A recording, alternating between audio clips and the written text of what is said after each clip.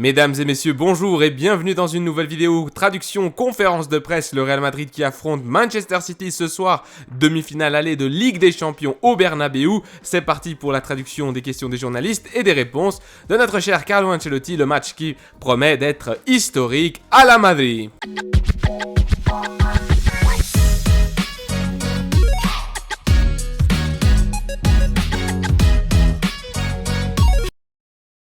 Question numéro 1, vous dites toujours avant ce genre d'éliminatoire, nous sommes juste avant un match qui peut durer 180 minutes ou encore plus. Quel est le plan pour demain en tenant en compte cela?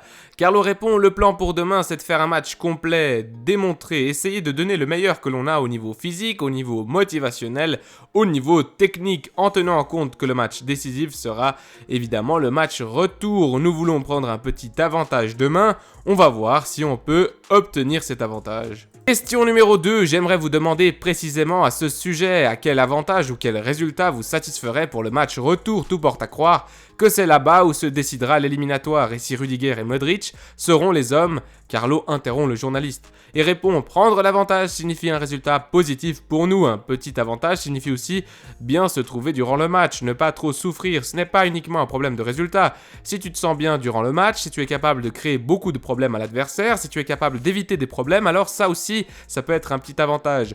On va essayer de le faire demain. Nous savons que c'est un match qui exige beaucoup, mais c'est exigeant pour tous parce que quand tu atteins une demi-finale d'une compétition comme celle-ci, c'est normal. » Question numéro 3, il y a 2 jours, le vendredi, vous nous avez dit que Luka Modric s'était bien entraîné le jeudi. Il s'est à nouveau bien entraîné le vendredi. Il a à peine joué 15 minutes en comptant le temps additionnel en finale de coupe. Quelques jours sont passés, le voyez-vous dans de bonnes conditions pour jouer demain? Carlo répond simplement oui, il peut jouer sans problème. Lorsque Luka Modric est en bonne forme, il joue et donc demain, il va jouer. Question numéro 4, c'est un match, c'est une éliminatoire très spéciale, mais évidemment beaucoup de supporters ont envie de voir Haaland contre le Real Madrid. Il n'a jamais affronté le Real Madrid en Ligue des Champions, je crois. Comment peut-on arrêter Haaland? Y a-t-il une façon de l'arrêter? Carlo répond évidemment, Haaland est un joueur très dangereux, il est en train de montrer une qualité impressionnante, surtout au niveau des buts, c'est un danger évident, mais parler uniquement de Haaland, cela signifie ne pas parler d'une équipe complète qui joue très bien au football, qui défend bien, qui attaque, qui a des idées. Alors nous ne préparons pas un match pour stopper Haaland, nous préparons le match pour stopper une équipe qui paraît imparable, mais je crois que nous avons des possibilités de faire un match équilibré, disputé et que l'on peut gagner. Question numéro 5, l'année passée Manchester City est également le favori et vous avez réussi à arrêter cette équipe cette année. Comment le Real Madrid se présente-t-il à cette demi-finale, mieux ou pire? Et en Liga évidemment, vous arrivez moins bien, mais en Ligue des Champions on dirait que l'équipe s'est montrée plus vigoureuse. Carlo répond, moi je crois que nous arrivons au même niveau. Maintenant c'est difficile en ce moment d'évaluer la condition physique et la comparer avec celle de l'année passée. Ce qui compte en ce moment de la saison, c'est la motivation, c'est l'espoir, l'illusion que nous avons aussi. Je crois le fait d'avoir gagné la Copa del Rey, sera une motivation de plus pour le match de demain. Comme j'ai dit, nous avons beaucoup d'espoir, d'illusion. Question numéro 6, pour vous, Guardiola a-t-il changé son style de jeu depuis l'arrivée de Haaland? Carlo répond non, je crois que je peux dire, c'est que c'est une équipe plus complète en comparaison avec l'année passée. Néanmoins, l'année passée, ils avaient aussi un attaquant très dangereux qui était Gabriel Jesus, mais qui présente des caractéristiques différentes de celles de Haaland. Manchester City n'a pas changé son style de jeu. C'est possible qu'ils optent pour un jeu un peu plus direct ou qu'ils profitent un peu des longs ballons parce qu'ils ont un attaquant devant qui est très grand et que derrière lui, il y a De Bruyne. Lors de beaucoup de matchs, ils ont profité de cette situation, d'un long ballon et d'un second ballon gagné. C'est une opportunité, une option de plus qu'ils ont.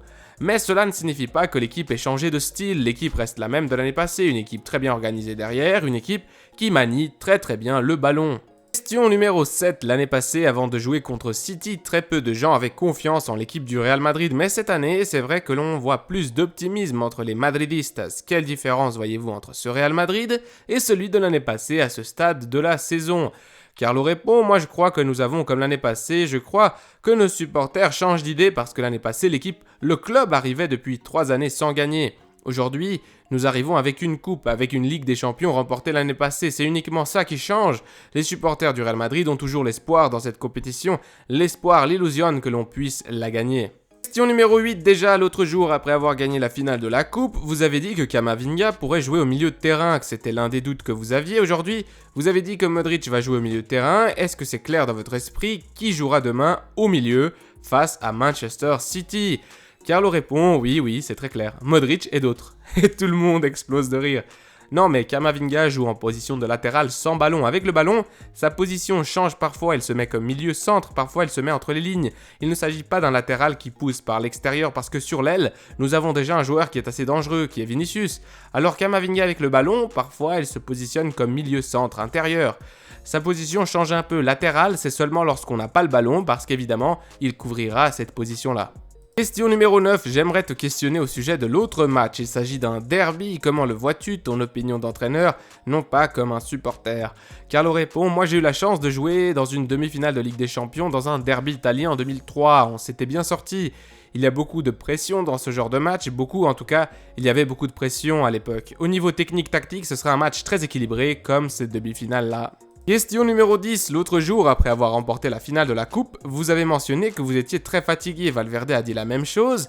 Et il y avait aussi des plaintes concernant le calendrier. J'aimerais savoir si l'équipe a bien récupéré en 72 heures et si vous feriez des retouches concernant l'organisation du calendrier.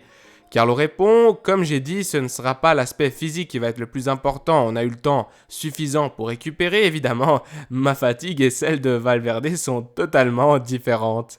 Question numéro 11. En italien, on parle beaucoup de ce qu'apportera City, surtout de Haaland. C'est la caractéristique la plus importante par rapport à l'année passée, mais en comparaison à l'année précédente, qu'apportera le Real Madrid? Carlo répond, ce qu'on mettra, ce qu'on apportera, nous mettrons notre qualité. Et ce sont des matchs comme ça, celui qui a la force, le courage, la capacité, l'expérience pour être le plus brave, il vaincra. C'est ce que nous voulons faire demain. Question numéro 12, nous sommes en train de voir une version de Rodrigo et de Vinicius très décisive pour le Real Madrid. J'aimerais savoir en quoi vous avez aidé ces deux garçons brésiliens qui sont si jeunes mais si décisifs pour le Real. Carlo répond, j'ai aidé ces jeunes joueurs en leur donnant des minutes à avoir confiance en eux et je dois dire qu'ils en profitent de la meilleure des manières. La progression qu'ils ont montrée, pas uniquement pour eux, c'est une progression importante pour ce club, pour cet effectif, pour le futur de ce club. La progression qu'ont montré en 2 ans Vini, Valverde, Camavinga et Rodrigo nous donne de l'espoir pour le futur et demain aussi, c'est le futur. Question numéro 13 et avant-dernière question. On a beaucoup parlé de Haaland, de la comparaison avec Benzema et Vinicius, mais en réalité demain, il devra affronter la défense et Thibaut Courtois. Je ne sais pas qui doit avoir le plus peur d'eux ou respect envers, Haaland envers Courtois ou bien Courtois envers Haaland. Carlo répond, bien, je n'en sais rien, nous ne préparons pas un match pour stopper un joueur, nous préparons un match pour essayer d'arrêter une équipe qui est très dangereuse, surtout avec le ballon. C'est clair que l'aspect défensif est très important, très pertinent, mais nous ne sommes pas focalisés seulement sur un joueur, parce que cela signifierait oublier les autres joueurs qui sont également très importants et aussi très dangereux. Nous arrivons à la dernière question de cette conférence d'avant-match, question 14. Vous avez dit que cette éliminatoire se décidera au match retour. Vous avez aussi dit que c'était très important l'aspect défensif pour contrer la force offensive de Manchester City. Pensez-vous renforcer un peu votre milieu de terrain en positionnant Valverde en tant que faux ailier droit? Comment le voyez-vous défendre? C'est plus important demain ou attaquer entre guillemets? Carlo répond, si tu défends bien, au pire c'est match nul. Cela ne veut pas dire que nous n'attaquerons pas, car nous avons la qualité pour attaquer et n'oublions pas que l'année passée, en 2 matchs face à City, nous avons pris 5 buts et marqué 6 buts. Est-ce que je signerai pour ça aussi cette année? Oui, je le signerai, la même chose.